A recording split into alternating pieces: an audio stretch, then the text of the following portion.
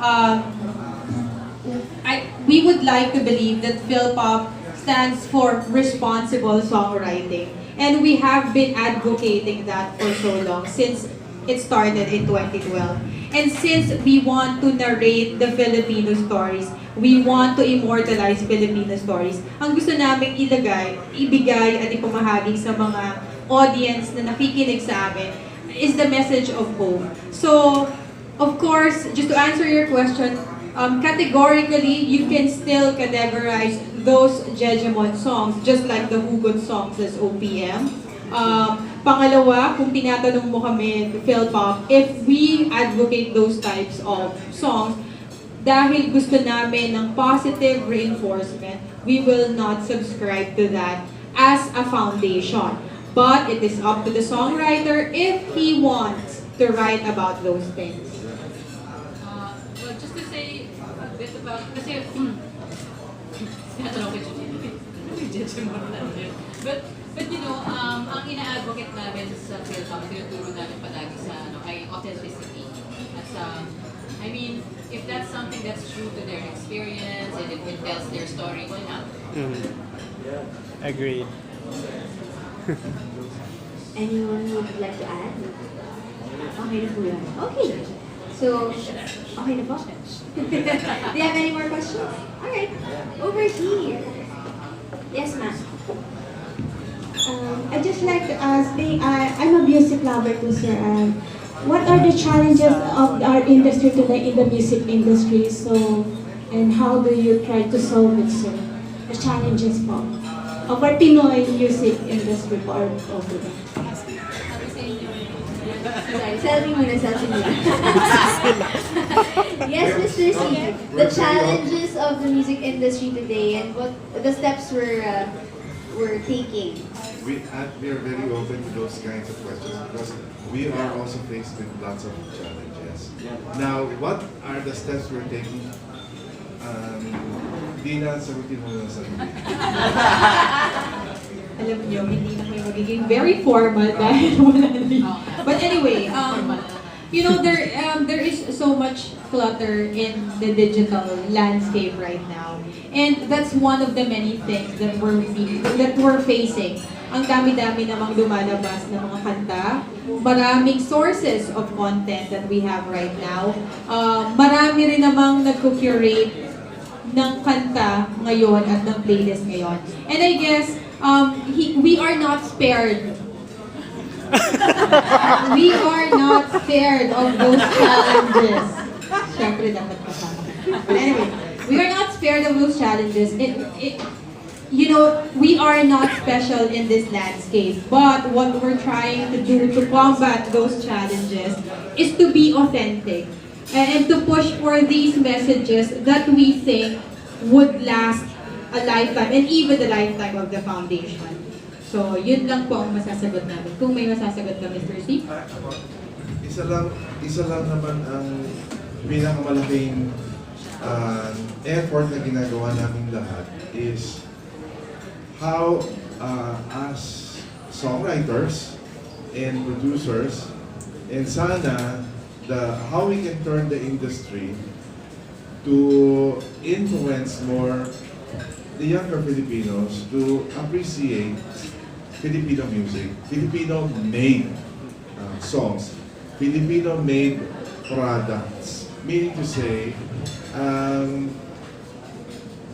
very obvious kasi may data kami from PhilSCAP na it's a collecting agent na hanggang ngayon, ang laki-laki pa rin ng disparity ng collection ng imported music, royalties by imported music compared to royalties collected for local songwriters. Anong ibig sabihin nun? Ang laking pera yung lumalabas sa ating bansa, remitting all these royalties na sana dito na lang kasi it will fund a better industry, it will fund more jobs for the industry. Of course, we have problems. Marami tayong problema in terms of taste. We have to change the taste, but we are not in the position to change anyone's taste because music is very subjective. I cannot tell you to stop listening to this and start listening to that. So, in our capacity as music writers and producers, what we have been doing since 1970, I will tell you, medyo nga bumaba na yung percentage ng remittance eh. Pero ang liquid pa rin nun, siguro parang mga, let's say in the 80s, 70s, siguro mga more than 80% remitted outside of the country. Collection, kunyari let's say, ang collection nila 1 million, wala naman mo alam na totoong figures.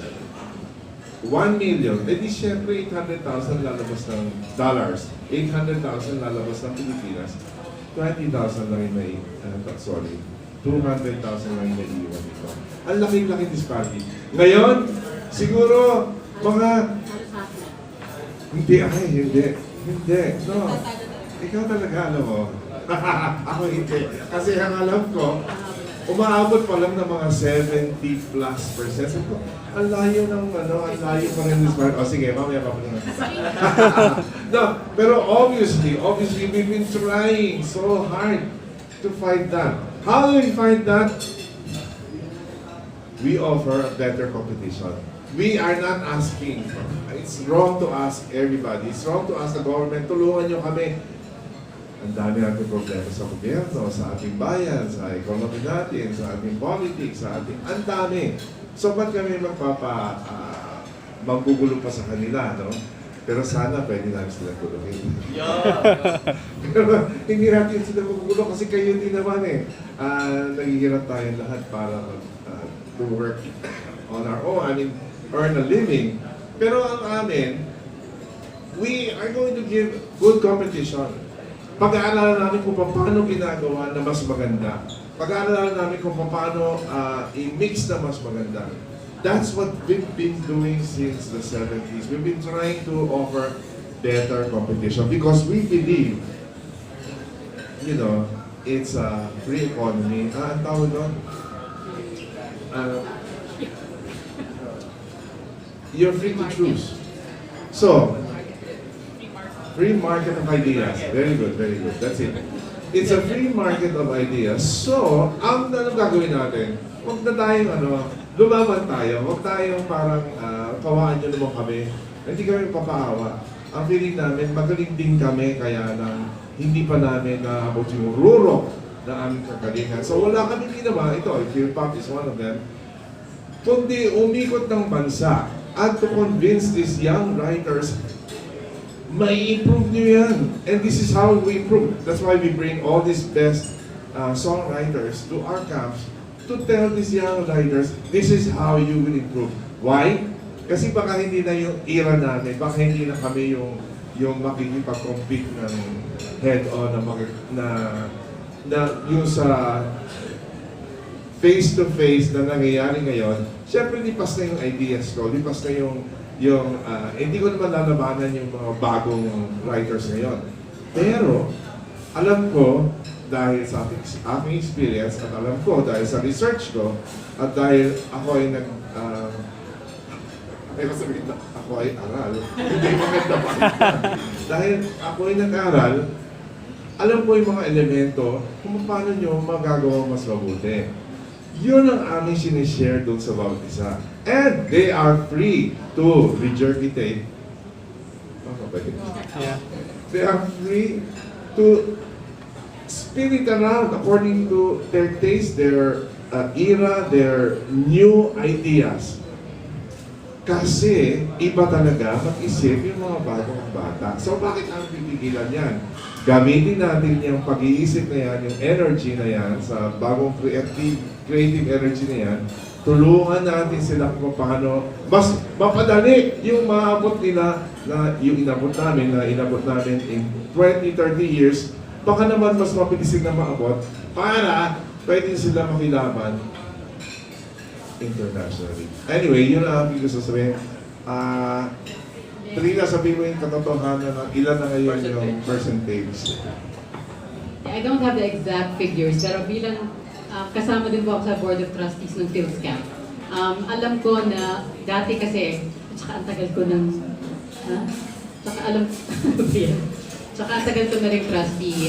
So I've seen it change. Yung figures dati, tipong nasa 20% lang yung income ng local versus 80% foreign. Ngayon, humahabol na. As in, almost equal na siya. Yes. Nakakolect na tayo. As in, humahabol na talaga. So it's really good news. And the music landscape has changed so much because of digital music. So, iba, ang bilis magbago nung laro.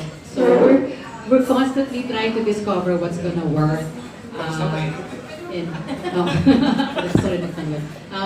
So yeah, ang ginagawa ng PhilPop, ganun, umiikot sa bansa, trying to discover new songwriters and encourage them and give them, empower them, yan. To empower them and enable them and educate them on their rights and para alam nila yung mga various options na baka yung kasagutan, baka nga hindi manggaling sa amin, baka sa kanila manggaling.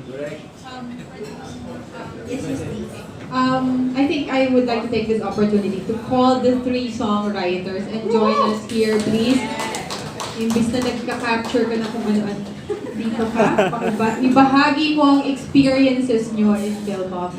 Ken, Roel, Kian.